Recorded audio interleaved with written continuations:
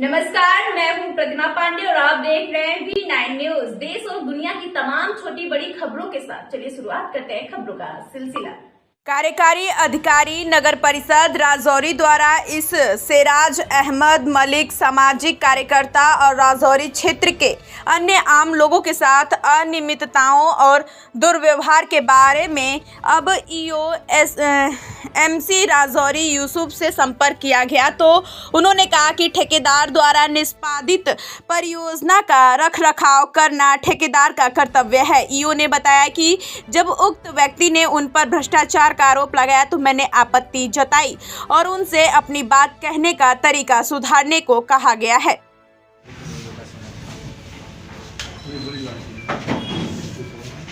ठीक है।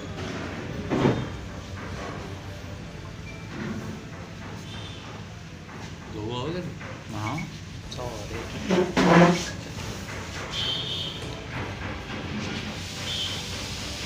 शुक्रगुजार हूँ कि आपने एक छोटे से नोटिस पे आप यहाँ पे आए। तो आज शिवरात्रि है तो हमारे कुछ नॉन मुस्लिम्स भाई भी यहाँ पे हैं, मैं उनको अपनी तरफ से शिवरात्रि की मुबारकबाद दूँगा। आज ये प्रेस कॉन्फ्रेंस करने का मतलब जो एक बहुत बड़ा मकसद है, मैं आपको तफसील से बताऊँगा कि आप बेहतर जानते हैं कि मैं एक सोशल एक्टिविस्ट हूँ और काफ़ी टाइम से मैं गरीब आवाम की आवाज़ उठाता हूँ। मेरे घर में कोई भी आएगा उसके लिए आवाज़ उठाने के लिए मुझे या डीसी साहब के पास जाना पड़े या एसपी साहब के पास जाना पड़े या एसएचओ साहब के पास कहीं भी जाना पड़े, मैं उसके लिए ऑलवेज़ आगे रहता हूँ। जेब से पैसे भी लगाने पड़े, मैं ऑलवेज़ आगे रहता हूँ। ये 2 दिन पहले की बात है, आपने देखा होगा कि म्यूनसिपलिटी राजौरी जो ईओ साहब हैं उन्होंने एक ड्राइव चलाई थी पार राजौरी में 2 दिन पहले। उस ड्राइव में सबसे पहली बात मैं आपको ये बताऊँगा कि एक ऑफिसर अगर अपने आप को ईमानदार साबित करना चाहे तो वो सबसे पहली शुरुआत क्या करता है कि वो सबसे पहले राजौरी की जो महान हस्तियां होती हैं, बड़े बिजनेसमैन होते हैं, सबसे पहले वो वहाँ पे हाथ डालता है कि अगर वो कोई इलीगल एक्टिविटी कर रहे हैं या इलीगल कंस्ट्रक्शन की है तो पहले वो तोड़ता है। लेकिन अगर कोई ऑफिसर डायरेक्ट जाके एक गरीब के सामान को उठा के वो अपने कब्जे में ले ले और एक ऐसे बंदे को हरास करे कि जिसका कोई बोलने वाला ना हो। मैं बात कर रहा हूं कि राजौरी में आपको बेहतर पता होगा कि एक शफी साहब है, वो प्लास्टिक की एक जो प्लेटें होती हैं उनके बर्तन की क्रॉकरी की वो एक सामान फड़ी टाइप की वो लगाते हैं। हालांकि उनकी जो फड़ी थी वो रोड के बीच में नहीं थी, इन्होंने उनको अटैक किया और उनके बर्तन जो है जब्त किए।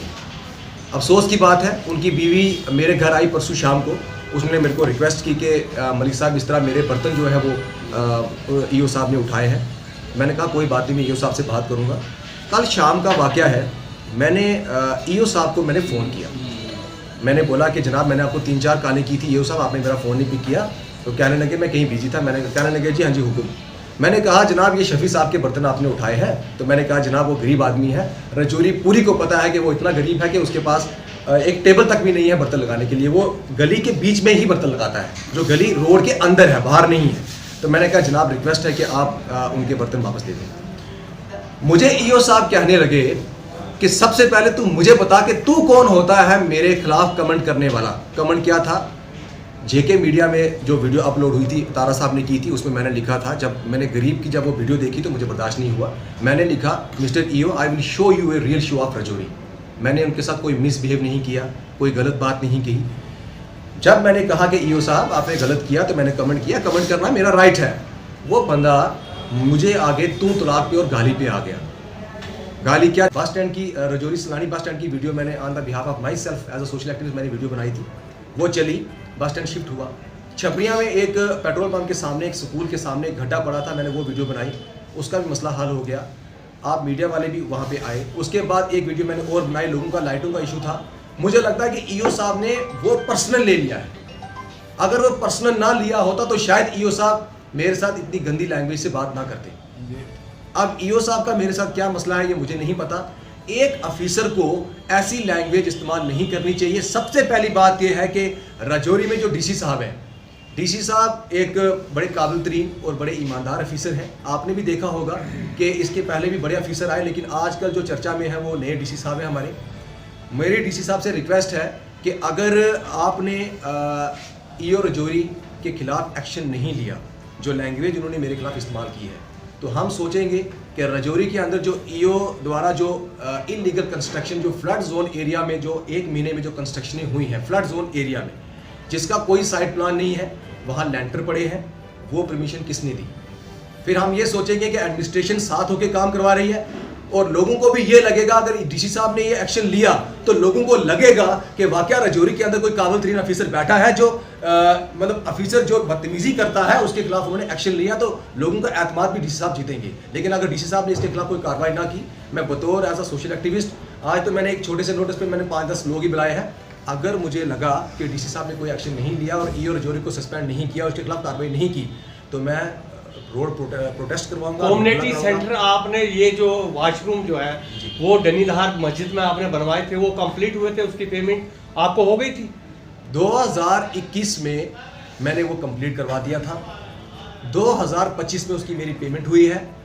लीगल तौर पर देखा जाए तो जब मेरी पेमेंट हुई थी उसके बाद मुझे हैंड ओवर करना चाहिए था, लेकिन जब आरफ साहब थे वहाँ पे मदरसा था, आरफ साहब ने मुझे रिक्वेस्ट की 2021 में मैंने वो कंप्लीट करवा के उसका एप्रिसिएशन सर्टिफिकेट ईओ याकूब साहब थे उन्होंने मुझे दे दिया, मैंने हैंड ओवर टेक ओवर कर दिया। आरफ साहब इस चीज़ के गवाह हैं।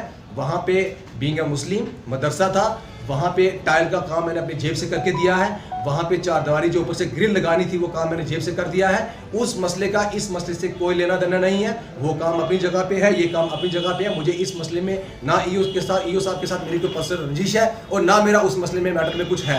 आरिफ साहब को इस मैटर में कंप्लीट पता है कि जब काम करवाया था काम बिल्कुल ओके है। 2 बार एजेंसियाँ जम्मू भी इस काम को चेक कर चुकी हैं और एप्रिसिएशन सर्टिफिकेट हमें मिल चुका है, हमें उससे कोई लेना देना नहीं है। कि ईओ रजौरी ने जो मेरे खिलाफ जो इतनी गंदी लैंग्वेज का इस्तेमाल किया और ईओ साहब ऐसा नहीं करना चाहिए था। एक गरीब के लिए मैंने उनको रिक्वेस्ट करने के लिए फ़ोन किया, मैंने कोई पर्सनल काम के लिए फ़ोन नहीं किया था, उन्होंने पर्सनल अटैक किया। एक अफीसर को ऐसा नहीं करना चाहिए था। डीसी रजौरी से मेरी रिक्वेस्ट है कि ऐसे अफीसर को रजौरी से किसी और डिस्ट्रिक्ट में शिफ्ट कर देना चाहिए। यहाँ पे हमें गुड अफीसर चाहिए, गुंडा अफीसर नहीं। और अगर डीसी साहब ने कोई एक्शन ना लिया तो हमें प्रोटेस्ट करना पड़ेगा। मुश्ताक साहब है, ये कैप्टन रिटायर है, ये भी थोड़ा बयान करेंगे।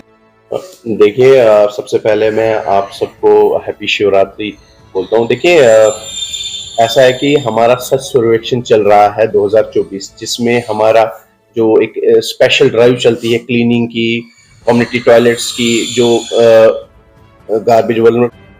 देखिए, सबसे पहले मैं आप सबको हैप्पी शिवरात्रि बोलता हूँ। देखिए, ऐसा है कि हमारा स्वच्छ सर्वेक्षण चल रहा है 2024, जिसमें हमारा जो एक स्पेशल ड्राइव चलती है क्लीनिंग की, कम्युनिटी टॉयलेट्स की, जो गार्बेज वल्नरेबल पॉइंट्स है।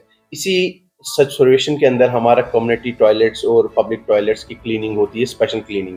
उसमें क्या होता है, जो टॉयलेट्स म्यूनसिपैलिटी चलाती है और जो टॉयलेट्स एनजीओ चलाती हैं, इसी इवज में एक जो टॉयलेट था, कम्युनिटी टॉयलेट जो इस टाइम धनीदार में है, वहाँ पे वो रिसेंटली एक कॉन्ट्रैक्टर जो है जिनका आपने नाम लिया, उन्होंने ये कंस्ट्रक्ट किया था। एज पर रूल ये होता है कि रिसेंटली जो 7.5 लाख उन्होंने पेमेंट ली थी, एज पर रूल उन्हीं को वो मेंटेन करना होता है।